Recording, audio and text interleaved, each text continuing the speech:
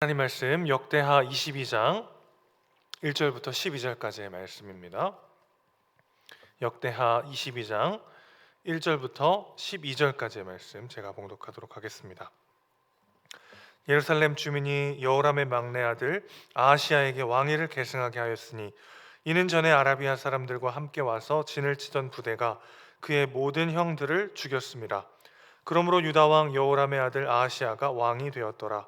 아하시야가 왕이 될 때에 나이가 42세라. 예루살렘에서 1년 동안 다스리니라.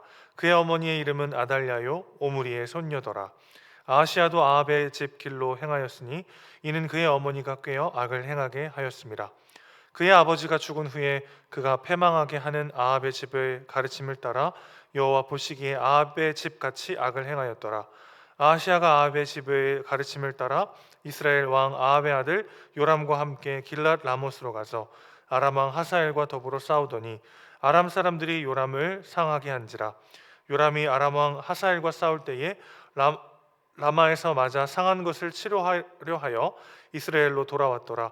아합의 아들 요람이 병이 있으므로 유다 왕 여호람의 아들 아사랴가 이스라엘에 내려가서 방문하였더라.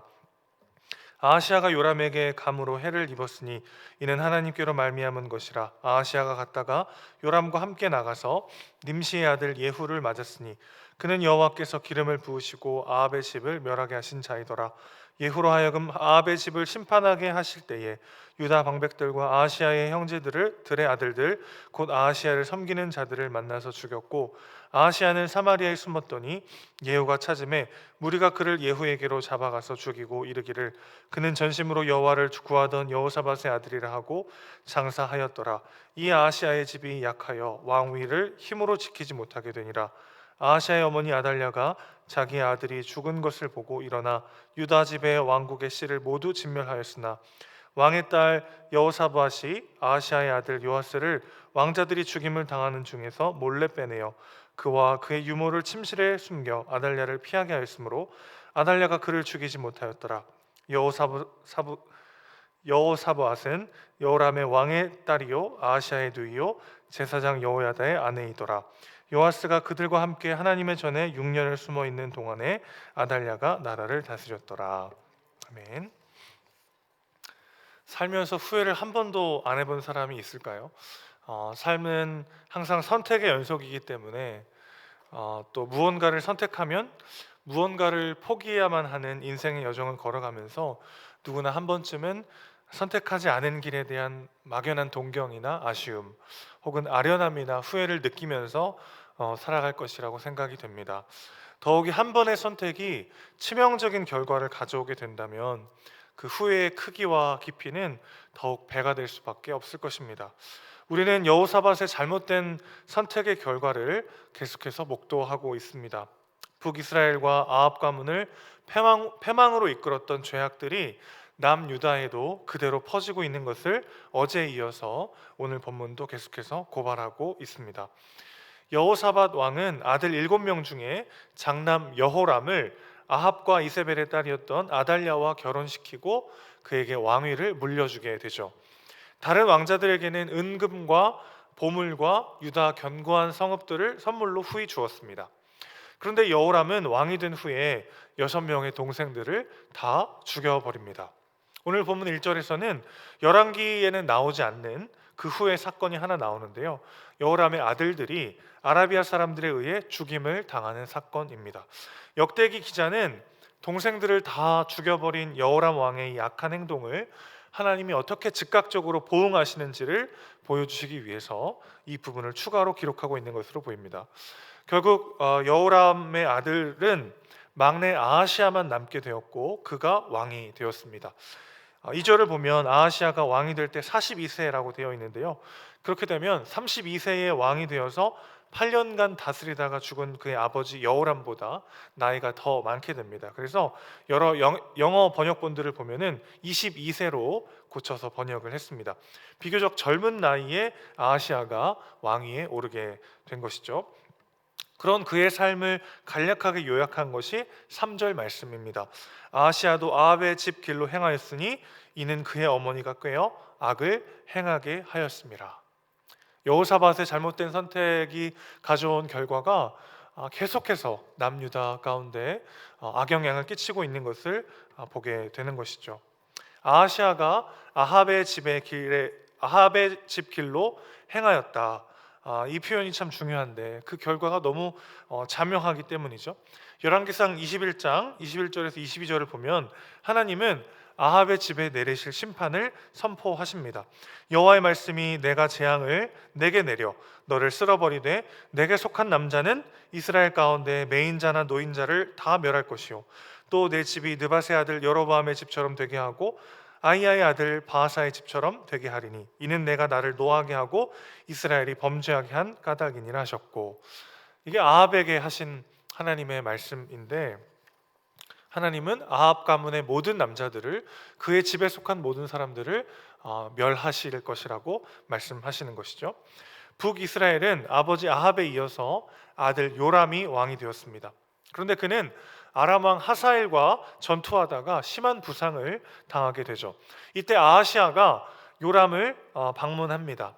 그때 요람과 아하시아는 예후를 만나게 됩니다. 7절 보시면 이 예후는 여호와께서 기름 부으시고 아합의 집을 멸하시기 위하여 특별히 선택한 사람이었죠.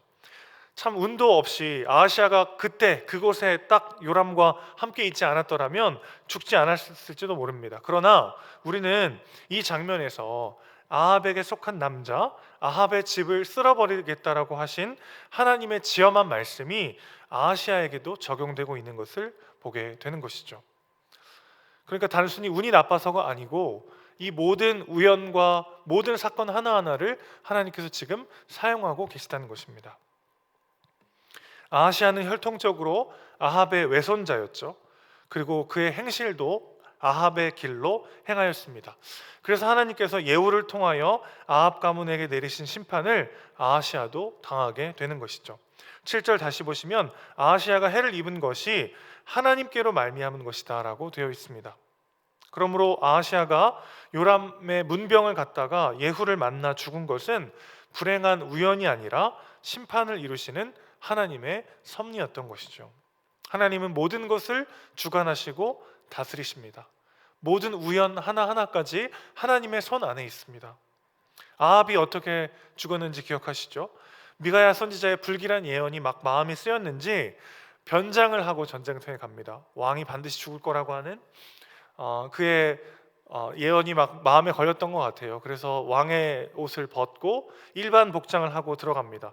그런데 무명의 한 병사가, 성경에 이름도 나오지 않아요, 한 사람이 무심코 활을 당겼는데 무심코 당긴 그 화살이 하필이면 갑옷의 틈새로 가가지고 화살에 찔려서 아합이 결국 죽게 되죠.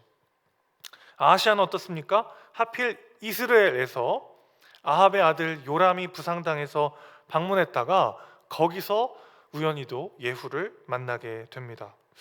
유다에 있었던 아합 왕조의 씨를 이스라엘까지 데려와서 죽임 당하게 하시는 하나님의 심판은 참 무섭고 철저하다라는 것을 우리가 알게 되죠. 온 우주의 주인이시면서 모든 것을 주관하시는 분의 심판을 받는다는 것은 어떤 뜻일까요?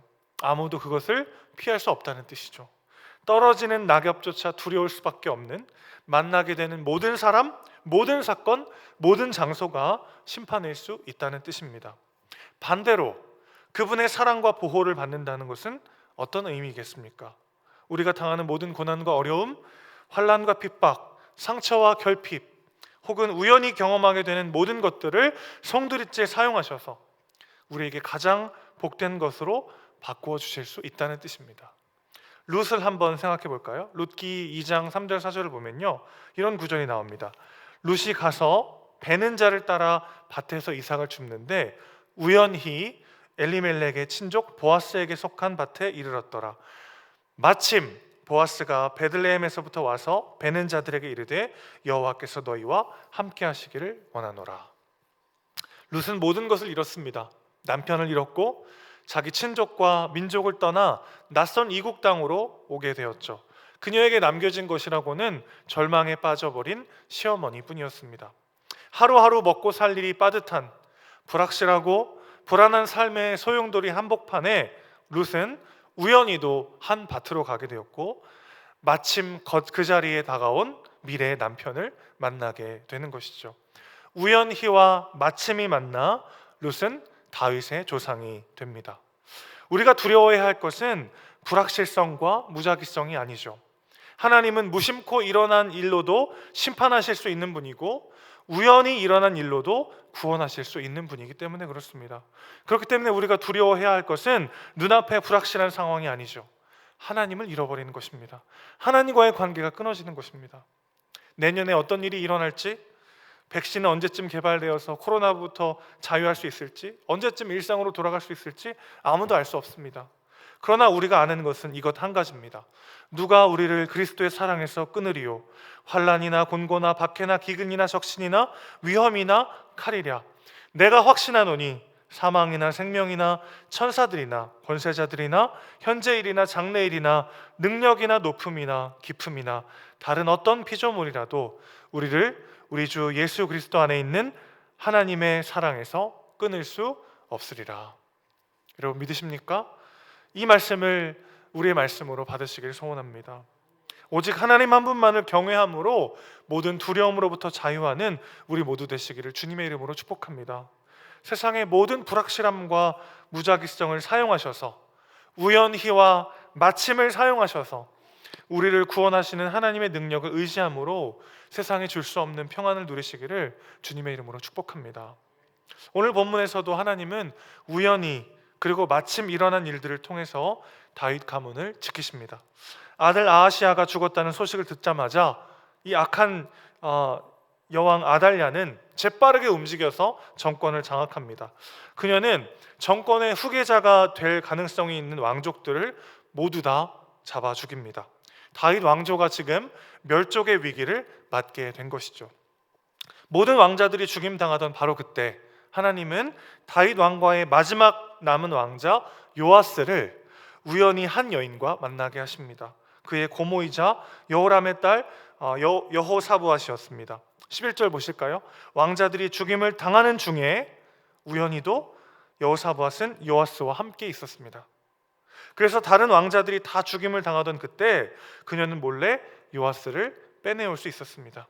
그리고 마침 그녀는 제사장 여호야다의 아내였습니다. 결국 제사장 여호야다에 의해서 요아스는 왕으로 세워지게 되죠. 이렇게 또 하나님은 우연히와 마침을 사용하셔서 다윗과 그의 자손에게 항상 등불을 주시겠다고, 항상 다윗의 왕위가 끊어지지 않을 것이라고 말씀하셨던 그 약속을 신실하게 지키고 계신 것이죠. 우리는 여호사밧처럼 치명적인 실수를 범하기도 합니다. 그리고 그 실수가 내 가족과 내 자녀에게 돌이킬 수 없는 악영향을 미치지는 않을까 두려움과 자괴감을 느끼기도 하죠. 또 온통 불확실함과 무작위성으로 가득한 현실을 살아갈 때마다 너무나도 불안하고 낙심에 빠지기도 합니다. 그러나 여러분 기억하십시오. 우리는 불완전하지만 하나님은 완전하십니다. 우리는 연약하지만 하나님은 전능하십니다. 우리는 하루에도 수없이 흔들리고 변하지만 하나님은 어제나 오늘이나 내일이나 변함없이 신실하십니다. 그리고 그 하나님이 나와 내 집을 지키겠다고 약속하십니다. 꺼져가던 다윗 왕가의 등불을 지키시기 위해서 하나님은 한 여인을 예비하셨습니다. 그리고 그녀를 통해 요아스라고 하는 아들을 살리심으로, 그를 살리심으로 자신의 약속을 신실하게 지키셨습니다.